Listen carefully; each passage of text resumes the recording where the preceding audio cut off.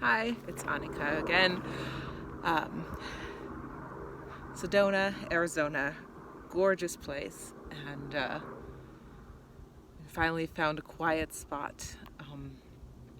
Came here hoping to kind of slow down a bit, take a day off from driving and traveling, and just be in one place. And I'm still thinking a lot about connection and what that really means. So this is something I have never shared before because it seems very heretical. It seems very different than what I was taught. So it always feels a little edgy to share something that is a recent paradigm and belief shift for me that goes really against everything I've ever believed and been taught. But it's about connection and idolatry. I talked in a previous video about connecting by surrendering to the space between me and another person rather than trying to get closer to that person. And talked about how much I love it, how wonderful it is. But what I didn't mention is I actually believe that this is how it's meant to be. I believe that, that God is love, and the space between between atoms, between electrons and protons, or whatever those things are called. I should really look that up. The space between planets, all of that space is God, and it is love. It is filled with love. And we are meant to live our lives in love, not in like control and separation, but we are meant to be present with that love. So I believe that connection to another person really is meant to be through surrender to God, and by connecting to God and through God with another person, and then celebrating their being, the being, like the existence of that person, and the image of God, the essence of God within that person. And when we like put all of our hope and trust and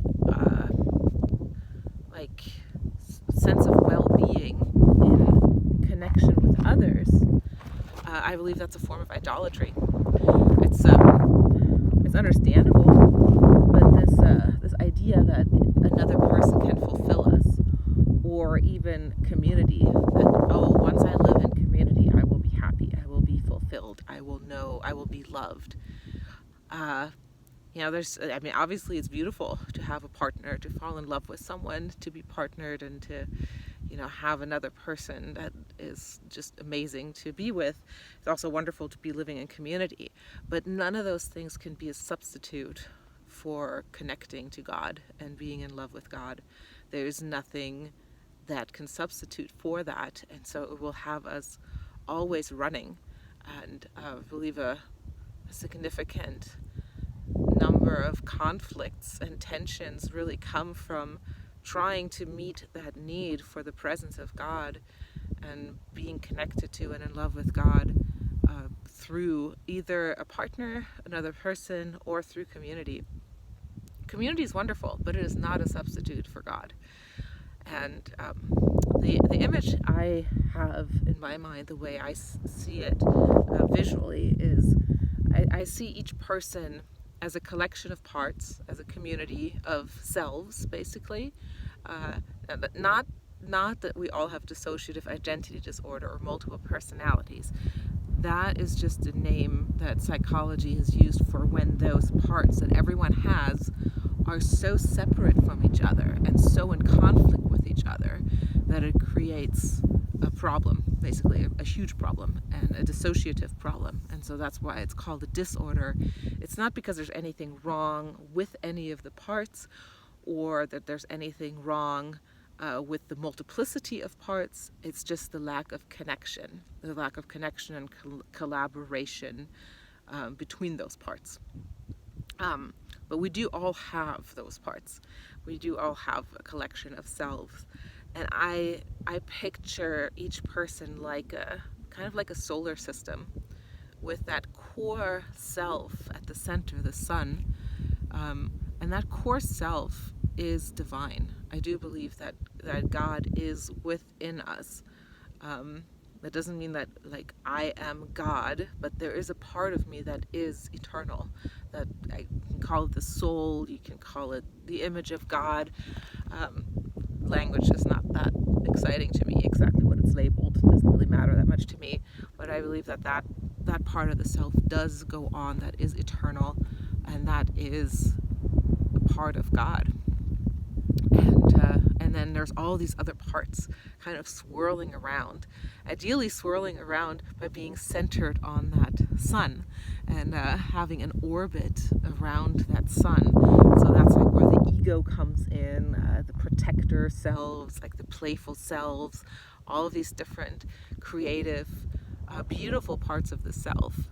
And when those parts are wounded, their orbit gets thrown off and they start to orbit around one another or around false ideas, around lies, rather around that sun. And they will also try to enter an orbit of another solar system, another person, and are drawn to another person's sun, basically, another person, God within another person, rather than, that God self within oneself.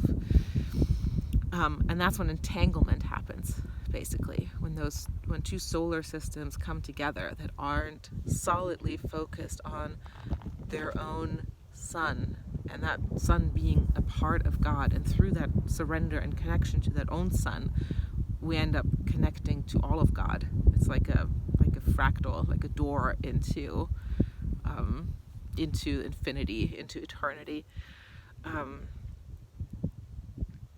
When one person's system, like solar system or part system, gets close to another person's part system, and they are not focused on the divine, on God within, and through that, God everywhere, the different parts pull each other into their orbits, and the two solar systems get tangled up with one another. I can push some of my parts that I don't want because they're wounded and I think they're bad. I could push them into somebody else's system. They can push theirs into mine. I can be really attracted to somebody else's part because I'm not allowing myself to express that part within myself. Maybe I'm not even aware of it. It's dissociated from within me. So I want that in the other person. So I try to pull their part into my orbit.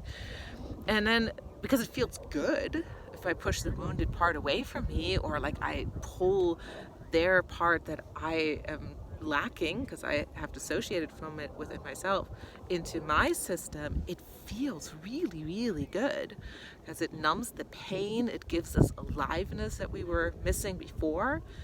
But it comes at the cost of basically idolatry, because I am using the other person, and they may consent to it because they're also getting something out of it. So it doesn't have to be abusive. The other person may be a willing participant in that entanglement. But either way, it's a form of idolatry because we are trying to get something from one another that we can only get by surrendering to God. So that's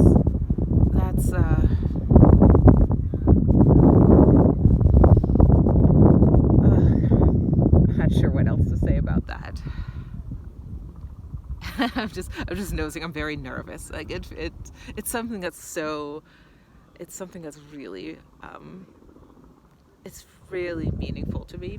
Like it's something I saw as a vision, and it had that incredible resonance and feeling of truth to it. When I saw this,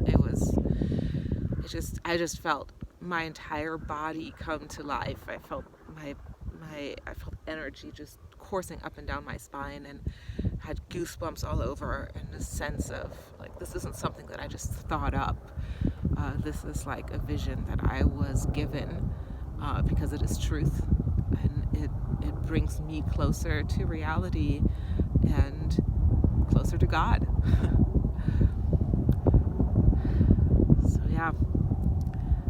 guess in closing, that's really my desire, is to disentangle myself and to notice when those entanglements happen, and then to use spiritual language to repent from them, to release those entanglements and to let go of parts that I have pulled into my orbit, to reclaim parts that I have lost to somebody else's orbit, and to notice how I keep doing that, because I'm human, so I keep committing idolatry, I keep doing that, but to notice and to bring those parts, whenever I do notice, bring those parts into surrender to God within me and all around me, and to support others in a similar journey who also believe this and who want to also live and love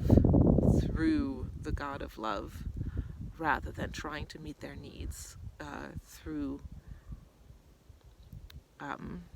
attachment or entanglement, or like substituting relationships or community for the place that only God can hold in one's life.